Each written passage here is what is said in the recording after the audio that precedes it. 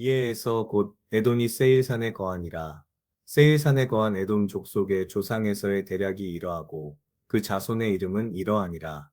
에서의 아내 아다의 아들은 엘리바스요. 에서의 아내 바스맛의 아들은 르우엘이며 엘리바스의 아들들은 대만과 오말과 스보와 가담과 그나스요에서의 아들 엘리바스의 첩 딥나는 아말렉을 엘리바스에게 낳았으니 이들은 에서의 아내 아다의 자손이며 르우엘의 아들들은 나핫과 세라와 삼마와 미사니 이들은 에서의 아내 바스맛의 자손이며 시브온의 손녀 아나의 딸 에서의 아내 오홀리바마의 아들들은 이러하니 그가 여우스와 얄람과 고라를 에서에게 낳았더라. 에서 자손 중 족장은 이러하니라. 에서의 장자 엘리바스의 자손에는 대만 족장, 오말 족장, 스보 족장, 그나스 족장과 고라 족장, 가담 족장, 아말렉 족장이니 이들은 에돔 땅에 있는 엘리바스로 말미암아 나온 족장들이요. 이들은 아다의 자손이며 에서의 아들 르우엘의 자손에는 나핫 족장, 세라 족장, 삼마 족장, 미사 족장이니 이들은 에돔 땅에 있는 르우엘로 말미암아 나온 족장들이요. 이들은 에서의 아내 바스맛의 자손이며 에서의 아내 오홀리바마의 아들들은 여우스 족장, 얄람 족장, 고라 족장이니 이들은 아나의 딸이요. 에서의 아내인 오홀리바마로 말미암아 나온 족장들이라. 에서 곧 에돔의 자손으로서 족장된 자들이 이러하였더라.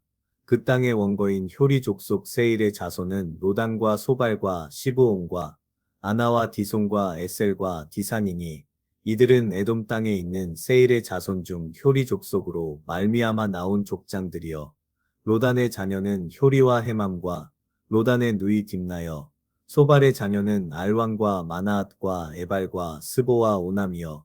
시브온의 자녀는 아야와 아나며 이 아나는 그 아비 시브온의 나귀를 칠 때에 광야에서 온천을 발견하였고 아나의 자녀는 디손과 오홀리바마니 오홀리바마는 아나의 딸이며 디손의 자녀는 햄단과 에스방과 이드람과 그라니어 에셀의 자녀는 비랑과 사하왕과 아가니어 디산의 자녀는 우스와 아란이니 효리 족속의 족장들은 곧 로단 족장, 소발 족장, 시브온 족장, 아나 족장, 디손 족장, 에셀 족장, 디산 족장이라. 이들은 그 구역을 따라 세일 땅에 있는 효리 족속으로 말미암아 나온 족장들이었더라. 이스라엘 자손을 다스리는 왕이 있기 전에 에돔 땅을 다스리는 왕이 이러하니라.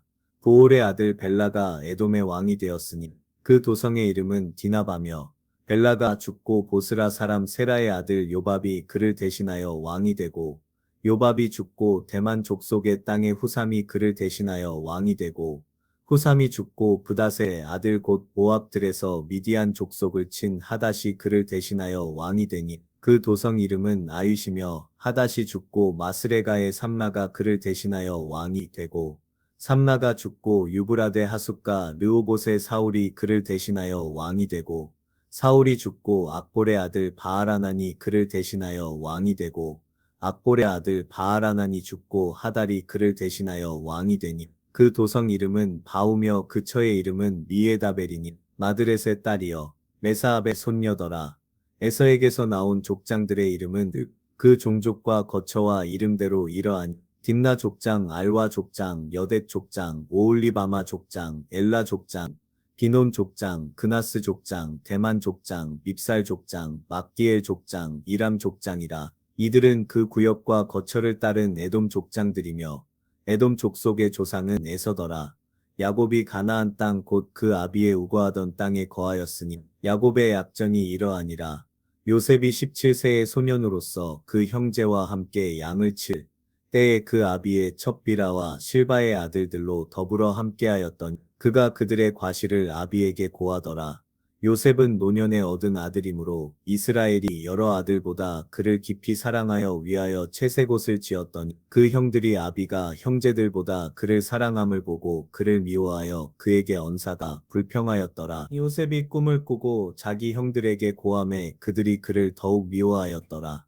여러분, 오늘 우리는 족장들의 이름과 뿌리를 따라가며 하나님의 큰 이야기를 살펴봅니다. 에서의 아내들을 통해 늘어선 자손들은 단순한 계보가 아니라 하나님의 약속이 살아 숨쉬는 살아있는 기록입니다. 각 가문이 서로 다른 땅에 자리 잡고 그곳에서 사람들은 자신의 이름과 터전을 지키며 살아갑니다. 이렇게 다양한 혈통이 하나의 민족을 이루듯 우리 각자의 가정과 역사가 모여 오늘의 교회를 이루고 있습니다. 그 다음에 이어지는 에돔의 왕들 이야기는 인간의 통치와 하나님의 섭리를 비추는 거울과 같습니다. 왕이 바뀔 때마다 그들의 도성 이름과 백성들의 삶이 새롭게 전개됩니다. 왕위가 이어지는 과정에서 보여지는 인간의 약함과 갈망은 우리도 삶의 변화 속에서 주님의 인도하심을 구해야 함을 상기시켜 줍니다. 세대가 갈라질수록 하나님은 변함없이 그분의 계획을 이어가십니다. 우리 조상들의 역사가 사라지는 것이 아니라 그 흐름 안에 오늘 우리도 포함된다는 사실은 큰 위로가 됩니다. 가끔은 이런 길고도 긴 족보가 참 지루하고 짜증나기도 하는데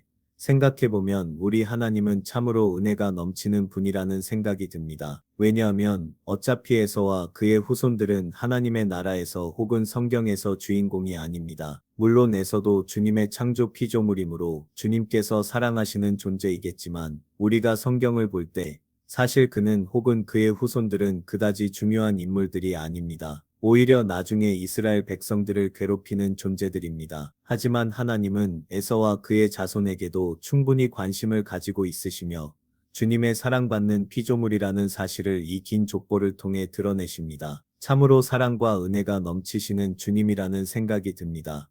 그런 흐름 속에서 요셉의 이야기가 등장합니다. 그는 17살의 형제들 사이에 특별히 사랑받으며 채색 옷을 입었습니다. 사실 등장부터가 심상치 않습니다. 물론 한편으로는 요셉을 보면서 내가 그와 동일시되는 뭔가 짜릿함이 있을 수도 있지만 사실 채색 옷을 입고 형제와 가족의 잘못을 야곱에게 고하는 요셉의 모습은 그다지 사랑스러운 모습은 아닙니다. 지금의 요셉은 사실 어찌 보면 그냥 부잣집 막내 도련님으로서 약간 밉상인 캐릭터에 가까워 보입니다. 사람들을 연합하게 하는 역할이라기보다는 자신을 드러내고 가족을 이간질하는 모습 그리고 그 가운데 자신을 드러내는 모습이 보입니다. 이 시기에 요셉은 어찌 본다면 그다지 사랑받을 만한 주인공은 아닙니다. 그저 어머니를 잃고 아버지 아래서 편애를 받아 자란 부잣집 밉상 도련님일 뿐입니다. 형제들도 그를 좋아하지 않습니다. 편애가 워낙 심했기 때문이기도 했지만 그런 편애를 오히려 이용하는 요셉의 모습이 보입니다. 생각해보면 저라도 이런 동생은 미울 것 같네요.